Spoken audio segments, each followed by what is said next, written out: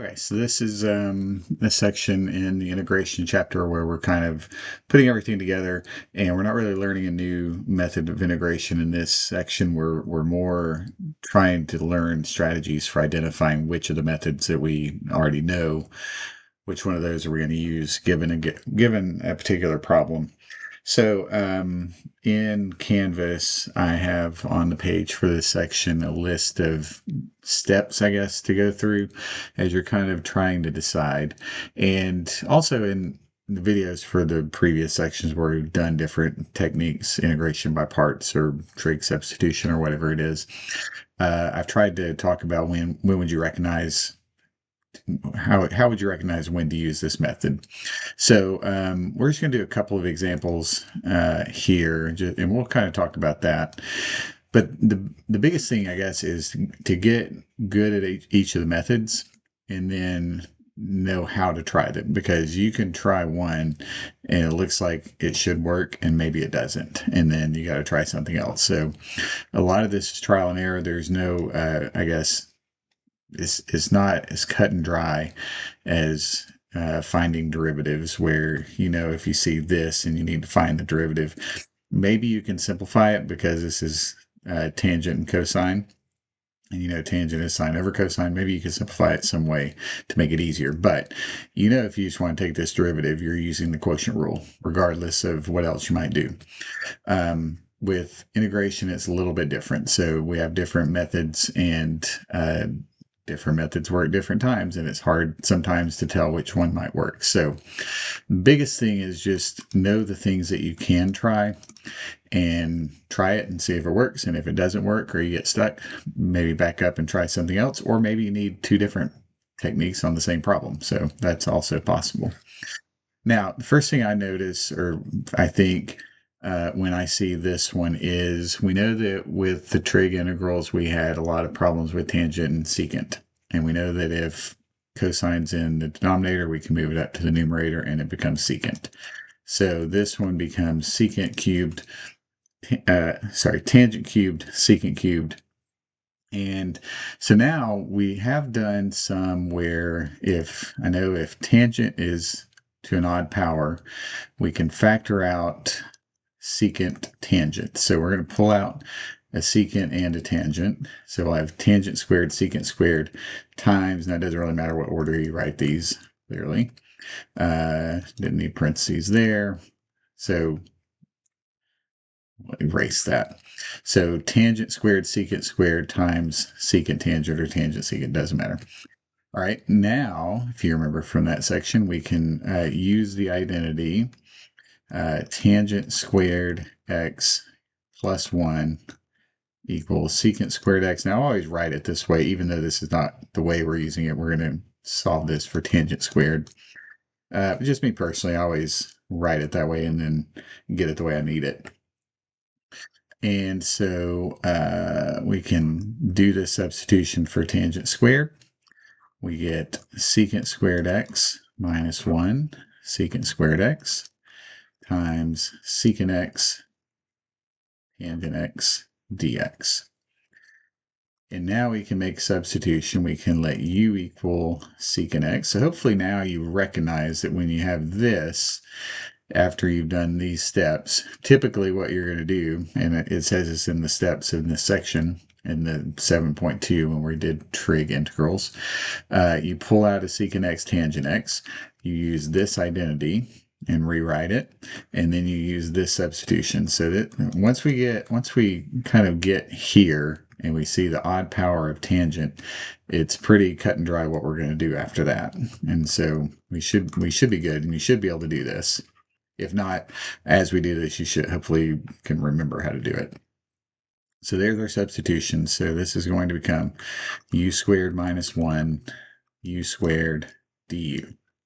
And then we can distribute the u squared, so we get u to the 4th minus u squared du.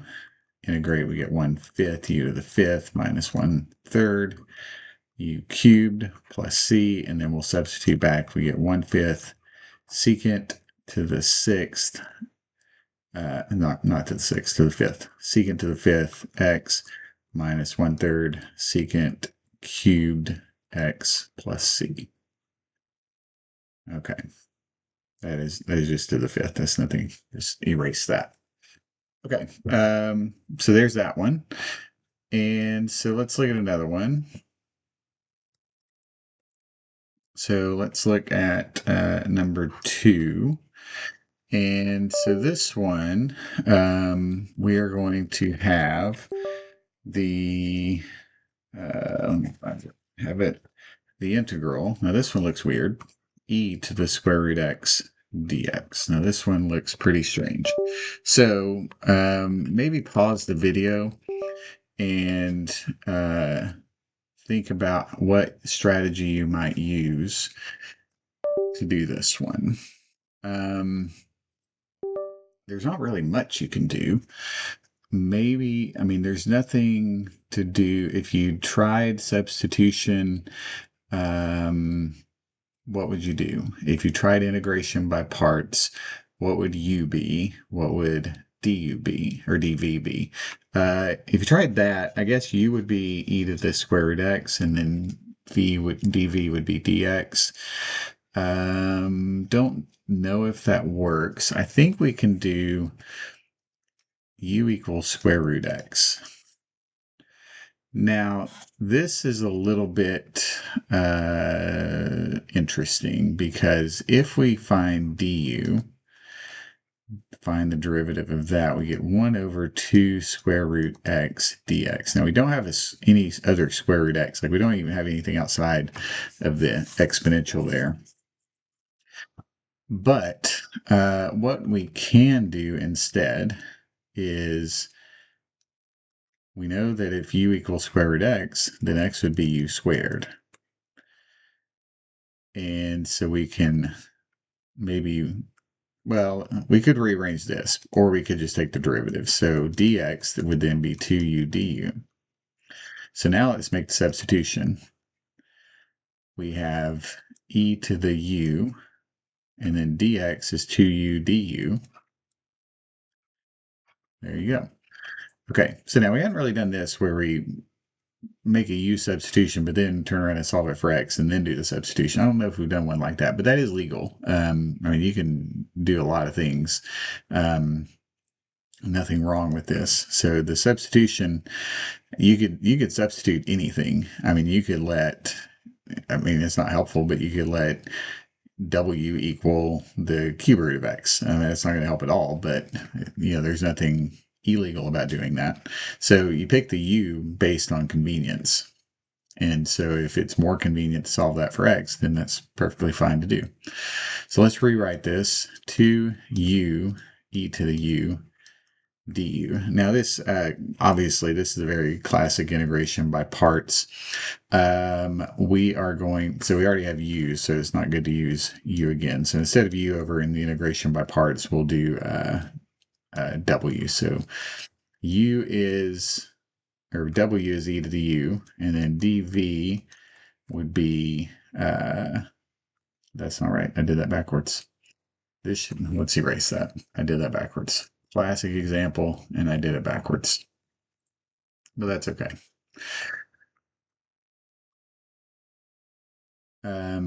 W is going to be 2u. dv is going to be e to the u, du. So then v is e to the u, dw is 2 du. So then w times v in this case, so we have 2u e to the u minus the integral of v dw. So the integral of 2e to the u du. And then 2u e to the u minus 2e to the u plus c, and then substitute u is square root of x, so we have 2 square root x e to the square root x minus 2e to the square root x plus c. Okay, so that one maybe a little bit tricky to figure out the substitution.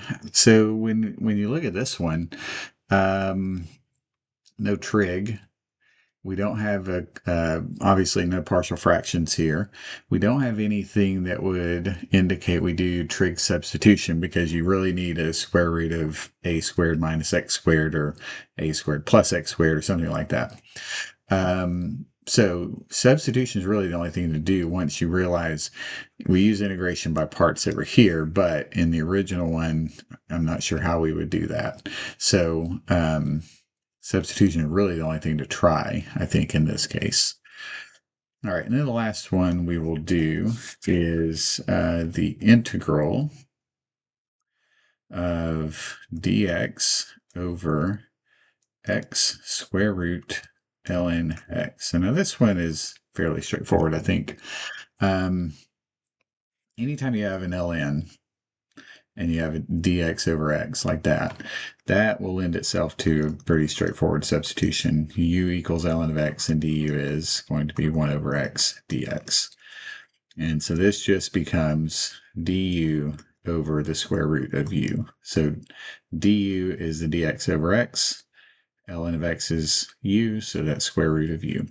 And if you like, you can rewrite this as u to the negative 1/2 du, and then integrate. So we get, add 1 to the exponent, we get 2 square root u plus c, substitute back, and we get 2 square root ln x plus c. Okay. All right. So again, and you may see other types of problems in the homework. I'm not really concerned about making sure we do all the different types. We have done all the different types, so it's more a matter of getting used to figuring out which method you need to use. So if you have questions, you can let me know.